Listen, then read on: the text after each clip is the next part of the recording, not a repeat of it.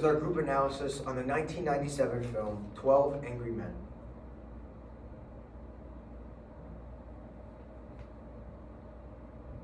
All who voted guilty, raise your hand.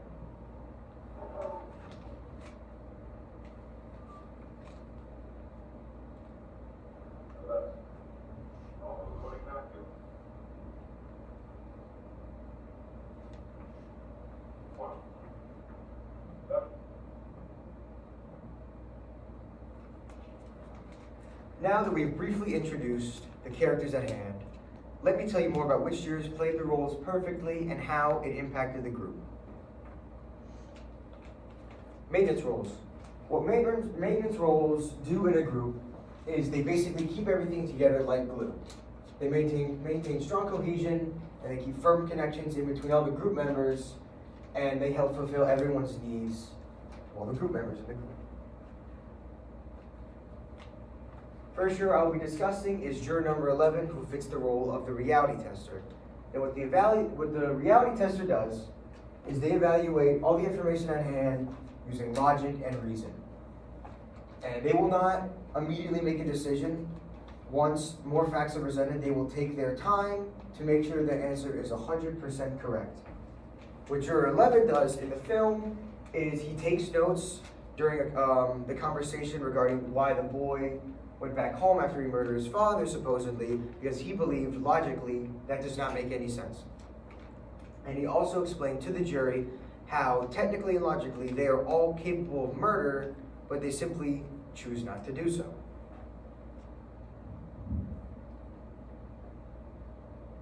Now, how was the boy moved? By the police.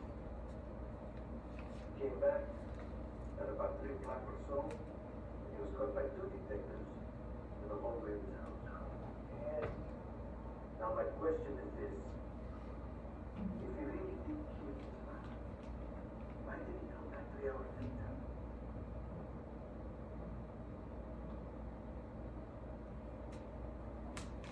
The next juror I'll be discussing is juror number 4, who fits the role of the summarizer. And what the summarizer does in a group is they take all the information that's happened and they put it in chronological order, and before the group moves on to more information, they summarize everything that has happened in the group. They make sure everyone's questions are answered before the group proceeds. What juror number 4 does throughout the film is that he puts all the facts into chronological order, and he separates facts from theories or possibilities, and he takes the account of the witnesses very seriously.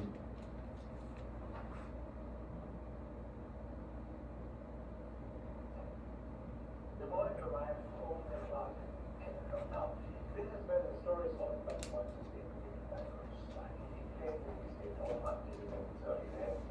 Went to one of those night movies. He returned home at about 3:15 in the morning to find his father dead and himself arrested.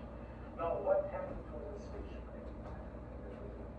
This is a shocking investigation. He claims that the knife fell through a hole in his pocket sometime.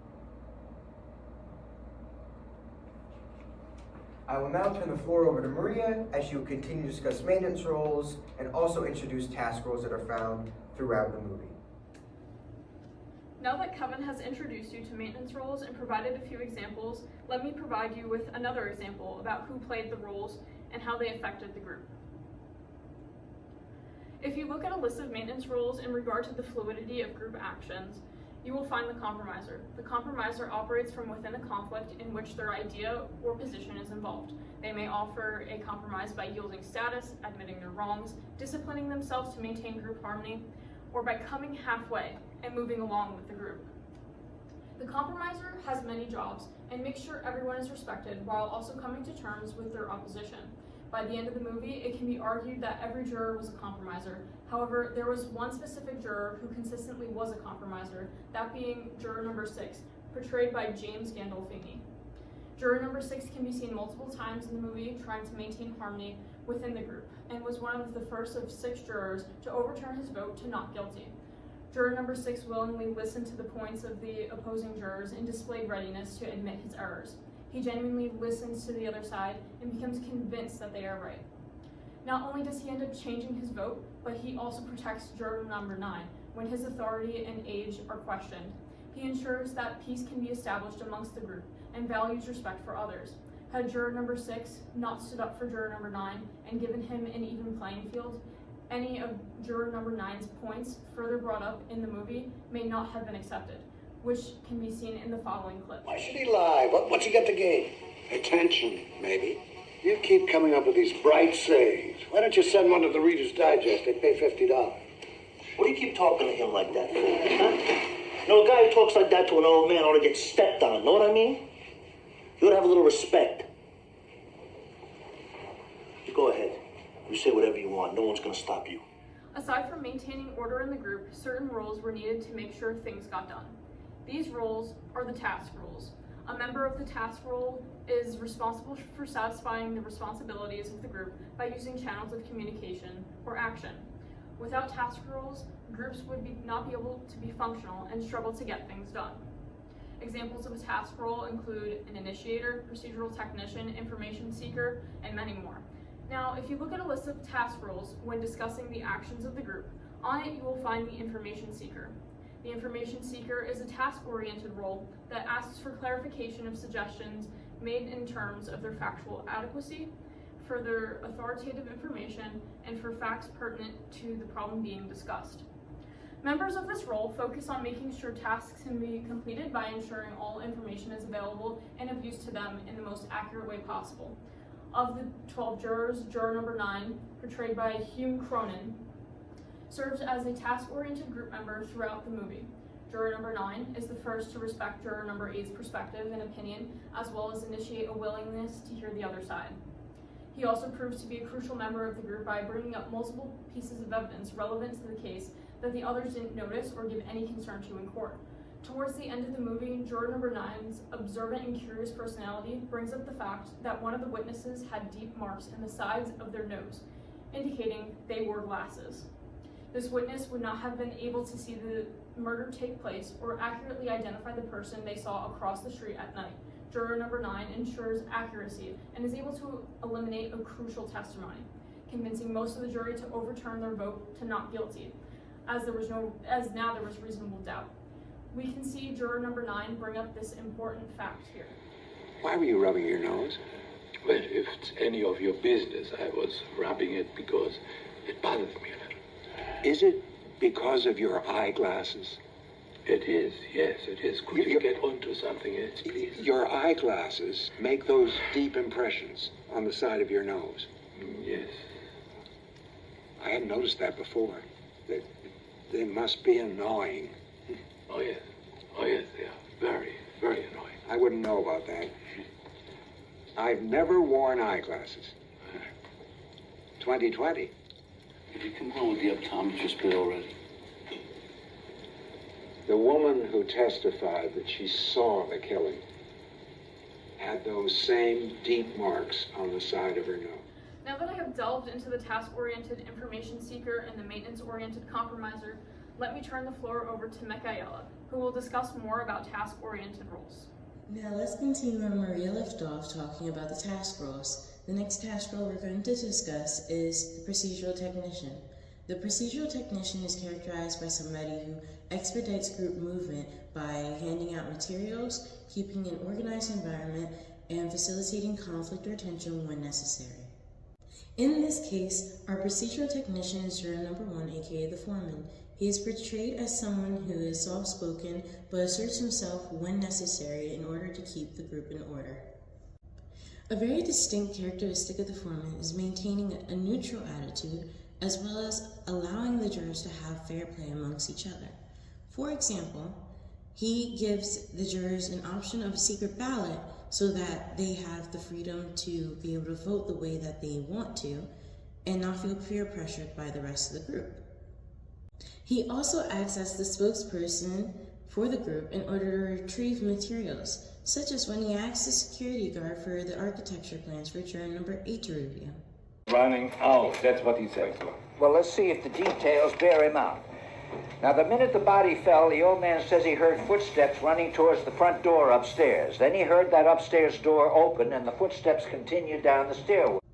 Although these may be perceived as small actions, they are very valuable in the group's progression to a fair verdict. Then the last task role we'll discuss is the initiator. The initiator is characterized by somebody who offers a novel perspective to problems, procedures, goals, and/or solutions to an issue within a group. In this instance, our initiator is juror number 8. He's the first to offer the new perspective that the kid may actually be innocent. And although it might be perceived as a nuisance to the other jurors at the time, it does give them time to think critically and evaluate why they came to the verdict that they did so quickly. Another thing that juror number 8 does is question the validity of the witness statements. While he doesn't claim whether they're true or false, he does entertain the idea that they could have made a mistake and/or misunderstood the situation based on their own perspectives. What'd you vote not guilty for? Well, look, 11 men voted guilty. I just don't find it easy to raise my hand and send a boy to prison for life, or maybe even to be executed, without talking about it first. In questioning this, it allows the other jurors to carefully review the evidence given to them, such as the architecture plans that we mentioned earlier that the procedural technician called for juror number 8. The interplay between all the task role characters is what allows the jury to have a new perspective and outlook of thinking, as well as give the kid a fair and just verdict for the overall case. Now, I'm going to hand it off to Caitlin to continue with the blocking rules. Now that Michaela has introduced you to task roles and provided examples, let me offer a blocking example by discussing who assumed these roles and their impact on the group. Blocking is a role that is shown in 12 Angry Men. A blocking role in 12 Angry Men is a character who gets in the way of the group reaching a decision. They might stubbornly stick to their own opinion or have biases that make it hard for them to agree with others. These characters create conflict and slow down the process of the jurors' decisions. An example of a blocking role is a playboy. The playboy is a person that has a lot of characteristics. These include charming, confidence, and likes to have fun. They often flirt with others, and their primary concern is usually their own agenda. Being impatient is another big characteristic of a playboy. These are mainly seen in juror number 7, played by Tony Danza. He is impatient and restless during the jury deliberations and constantly checking his watch to make a baseball game. He is more interested in going to a baseball game than in taking his duty as a juror seriously. He does not pay much attention to the case. He wants to leave quickly so he can do what he wants to do. He does not contribute much to the discussions and does not seem to care much about the outcome of the trial. What, because I voted fast? I honestly think the kid's guilty. You couldn't change my mind if you talked 100 years. I'm not trying to change your mind. We're talking about a person's life here. We can't just decide in 5 minutes. Suppose we're wrong. You suppose we're wrong. Suppose the whole building fell on my head. You could suppose anything you want. That's right. So then what difference does it make how long it takes? I mean, if we honestly think the kid's guilty, suppose we finish in 5 minutes, so what? Suppose we take an hour. Your game doesn't start till 8 o'clock. No. So look at this guy, eh? Yeah, okay. Go ahead, slugger. Be my guest. As Maria talked a lot before about task roles, there is another example of a task role: the elaborator. The elaborator has a lot of qualities that make them stand out. Some include paying close attention to details, helps explains complicated stuff, shares personal experiences or knowledge, asks good questions, makes sure everyone considers different viewpoints, and helps the group make a smart decision by contributing useful ideas and thoughts. Juror number 5, played by Dorian Harewood, is a good example of an elaborator. He helps explains things during the jury's discussions. He shares his own experiences and knowledge, like about switchable knives, which helps the other jurors understand the case better. He also adds details and explanations to the conversations. You can't use this kind of knife that way. You have to hold it like this to release the blade. In order to stab downward, you'd have to change your grip. Well, how do you use it? Underhanded. Like this. Anyone who's ever used one of these had never handled it any other way. Are you sure? Yeah, I'm sure. That's why it's made like this. Now that I've explored the task-oriented elaborator role and the blocking-oriented playboy, I'll pass over the floor to Al, who will delve further into blocking-oriented roles. Thank you again, Kaylin, for that amazing transition. My name is Alexei, and today I'll be talking more about the different blocker roles that was inside the 12 Angry Men. So, first person that we're going to be talking about today is the aggressor. Juror 3, George C. Scott. Yeah. So, telltale signs for someone in the aggressor role is someone that just argues with anyone and anything. And the people that try and fight back towards an aggressor, the aggressor will immediately be super aggressive and belittle them and make jokes about their different ideas or beliefs in every single way possible. They want to be right in every single situation and belittle those that are wrong. So George C. Scott has a lot of moments, but these are the main moments that we chose, specifically Juror 5 specifically assuming that Juror 5 changed his vote, when in reality it was a different juror, and he got into an altercation with him, and also playing tic-tac-toe while a juror was, again, elaborating about the trial at hand. I'll put the clips up right here. Well, come on, who was it? Because I want to know. Excuse me, we agreed that this would be a secret event. Secret? Yeah. What are you talking about? The secret. There's no secrets in the jury room. I know who did it. Brother, you are really something, you know that? You come in here, and you vote guilty like everybody else. And then this golden-voiced preacher over here starts to tear your heart out with a lot of stories about a poor little boy who just couldn't help becoming a murderer. So you change your vote. That is the most sickening. Why don't you drop a quarter in his collection box? It doesn't seem right to me. Well, suppose you think about it, huh? I wonder if there's anyone here that has an idea of how long it would take a 6-car L train, to be traveling at, medium speed. Wait a minute. This is not a game. You think you are. So, the next person that we are going to be talking about, there we go, is the self-confessor, Juror 10. So, telltale signs for someone who is in the self-confessor role is someone who uses a audience or a group to pretty much express his, extreme beliefs or ideals that, again, aren't really necessary for the topic at hand. So, in this case, Juror 10 was extremely racist towards people who were, again, living in the slums. Juror 5, I believe, was a person who, again, was living in the slums, and he, again, took large offense to him calling the teenager, again, a slob who can't speak English, saying that they're, conniving thieves, and calling just a lot of derogatory and offensive language, calling them spics and whatnot. So, again, I'll put those clips up right here. Now look, let's talk facts. These people are born to lie.